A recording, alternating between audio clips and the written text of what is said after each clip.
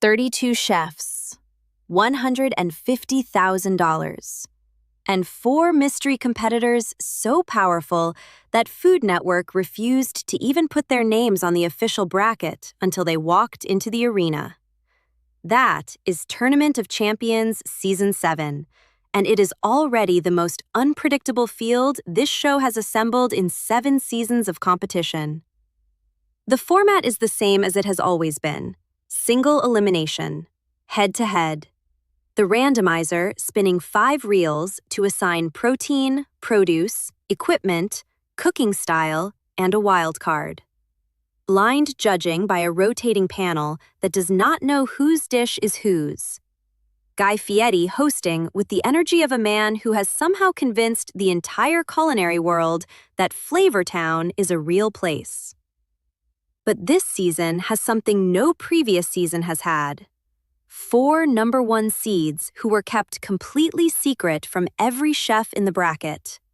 Secret culinary icons, Food Network calls them. 4 chefs with established careers who have never competed on Tournament of Champions before, placed in the top seed position in all 4 divisions, and not revealed until the moment they walked through that arena door. The first one has already been revealed, and the results from that first episode were already delivering upsets before the secret icon even stepped into the bracket. We are breaking down every division, every chef worth watching, the early results, and my honest prediction for who is winning this whole thing. Let us start with Division A, because Division A gave us the premiere episode and the first statement result of the entire season. The #2 seed in Division A is Jet Tila, celebrity chef, multiple Food Network show veteran, past TOC semifinalist twice over, and a man who was openly frustrated that his track record did not earn him a #1 seed, especially now that the #1 seeds were going to be secret icons he had never faced before. He said his past semifinal appearances should have put him at the top. He wanted that seed. He did not get it. And then he went into his round 1 matchup against Ashley Shanti and posted one of the highest scores of the entire premiere episode. Ashley Shanti came in as a qualifier. She earned her spot in the bracket, and she is genuinely talented. But Jet dismantled the matchup completely. He outscored her in every single category: taste, presentation, use of the randomizer, every category. Final score, 88-80. That is a dominant round 1 result, and it immediately made the case that Jet Tila's frustration about seeding was not arrogance, it was accuracy. Also advancing in Division A was Jonathan Sawyer, who defeated Karen Akunowitz by a score of 89-86. That is also a high round 1 score, and a result that places Jonathan Sawyer among the chefs to watch early in this competition.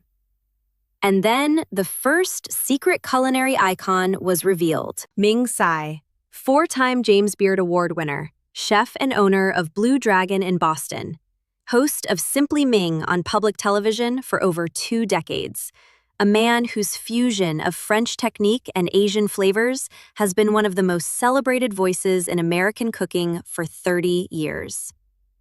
He walked into that arena as the #1 seed in Division A, and then Arti Sakara, who had qualified her way into the bracket as the #8 seed, defeated him.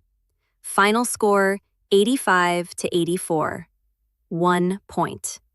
The first secret culinary icon of Season 7 went out in round 1 to a qualifier who ground it out and beat one of the most decorated chefs on the entire roster by a single judging point.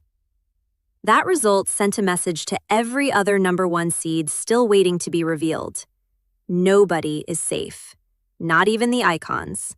Not in blind judging.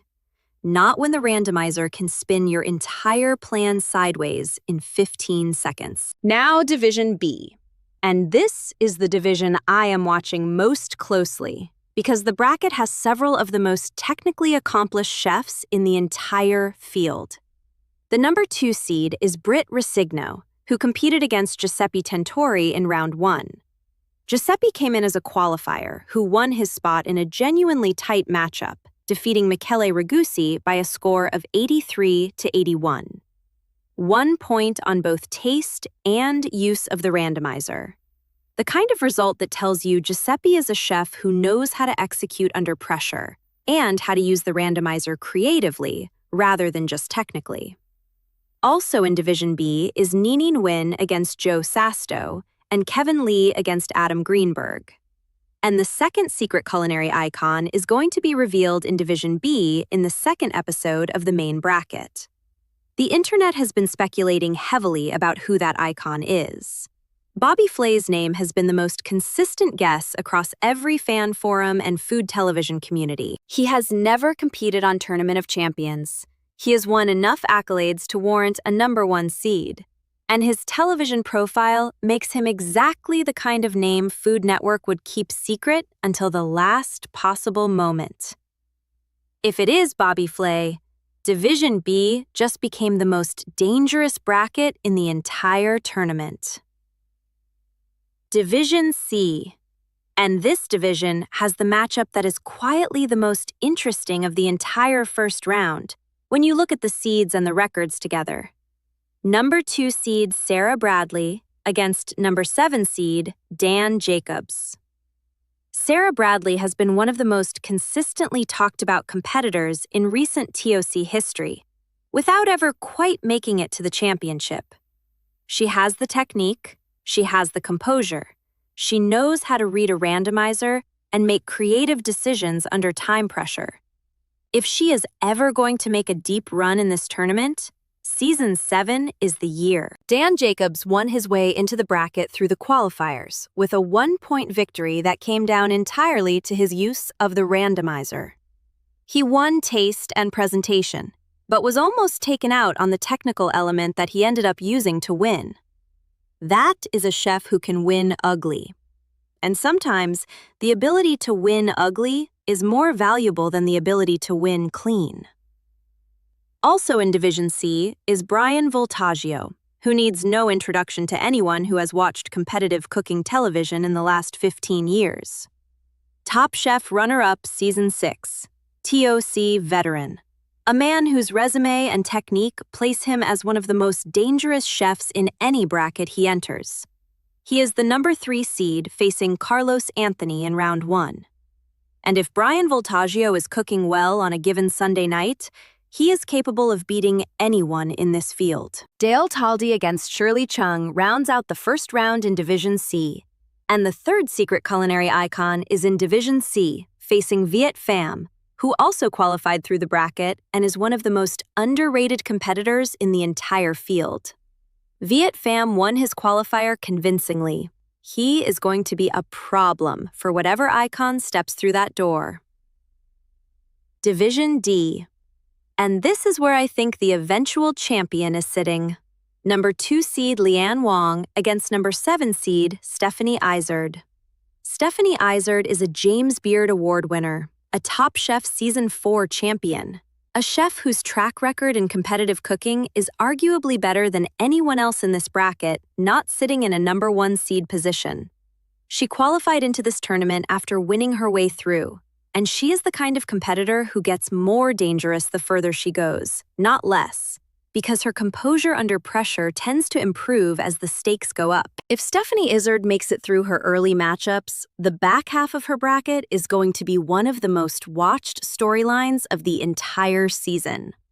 Also in Division D is Marcel Vigneron against David Viana, Kalina Bliss against Adam Sobel, and then the fourth and final secret culinary icon facing #8 seed Kenny Gilbert.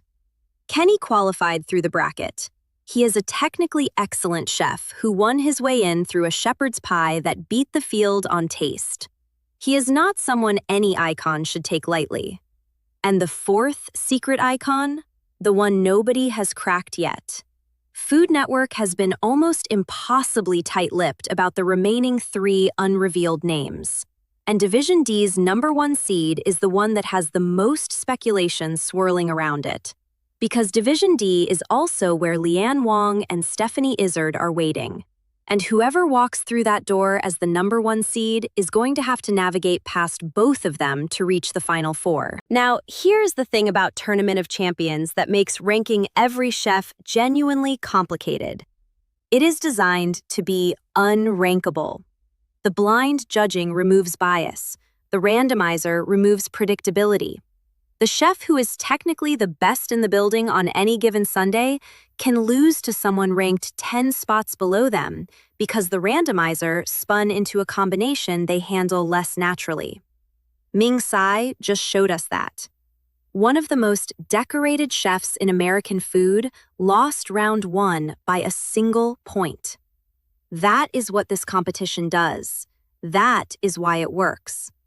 But here is my honest ranking of the 5 chefs I think are most likely to be holding that belt on April 19th. Number 5, Claudette Zepeda. She opened the season with an upset over Tobias Dorzan. She used a Mexican seed and chili sauce on a toaster oven skirt steak dish and outscored a physically bigger, more experienced competitor by 2 points. She is playing with creativity right now, and chefs who cook their identity rather than cook to the randomizer tend to have longer runs in this competition. Number 4, Jonathan Sawyer, 89 points in round 1. That is the highest score of the entire premiere episode. He was precise, he was efficient, and he beat Karen Akunowitz, who is a genuinely skilled competitor, by 3 points in a clean performance. If he stays on this trajectory, he has the profile of a deep bracket run. Number 3, Brian Voltaggio, the most experienced TOC competitor in Division C and possibly in the entire field. He has been in this arena before. He knows what the randomizer feels like. He knows how to manage the pressure of blind judging. And he has the technique to execute on almost any combination the board produces. He is the closest thing to a safe bet this tournament has. Number 2, Stephanie Izard, James Beard winner, Top Chef champion, qualifier who fought her way into this bracket rather than being handed a seed. She is the competitor whose best version is the one that shows up under maximum pressure. And if she makes it past the early rounds, the judges are going to be tasting food from one of the most accomplished women in American cooking without knowing it is her. In a competition that has been dominated by women since season 1, that is a combination that could go all the way. And number 1 on my list, the person I think is most likely to win Tournament of Champions Season 7 based on everything we know so far. Jet Tila. 88 points in round 1. Dominant in every scoring category. Motivated by the frustration of not getting the number 1 seed he believed he deserved. And in a bracket where the number 1 seed has already been knocked out in round 1, the path ahead is more open than any number 2 seed has seen in the history of this competition. He said he believed his record warranted a top seed, and then he went into that arena and posted the kind of round 1 score that made his argument for him without a single word. If Jet Tila cooks the way he cooked in episode 1 for the next 7 weeks, he is going to be very difficult to stop. Finale is April 19th, 8 Sundays away, on Food Network. And the 3 remaining secret icons still have not been revealed. Comment below right now, who is your pick to win Tournament of Champions Season 7? Are you sleeping on someone in the bracket that I did not mention? And be honest, were you as shocked as I was that Arthi Sequeira knocked out Ming Tsai in round 1? Because that is the kind of result that makes this competition genuinely impossible to predict. If this breakdown gave you everything you needed before Sunday's episode, a like genuinely helps this channel reach more people. Subscribe if you are new, because we are covering every single episode of Tournament of Champions Season 7 every week right here. Episode 2 is Sunday. Let us find out who the next secret icon is. 32 chefs, $150,000, and the randomizer does not care who you are.